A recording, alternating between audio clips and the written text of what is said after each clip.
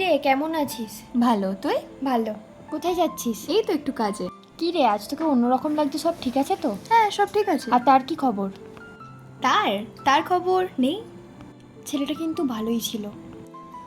কি জানিস তো, একটা খারাপ সম্পর্ক থেকে বেরোতে অতটা খারাপ লাগে না, কারণ সেখানে নিজেকে বাঁচানোটাই প্রায়োরিটি হয়ে থাকে, কোনো পিছুটানো থাকে না।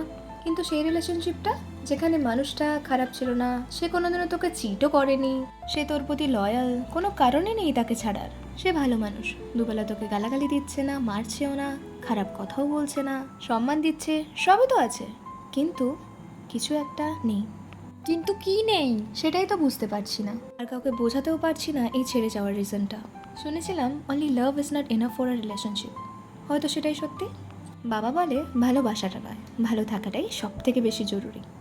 এলাম রে।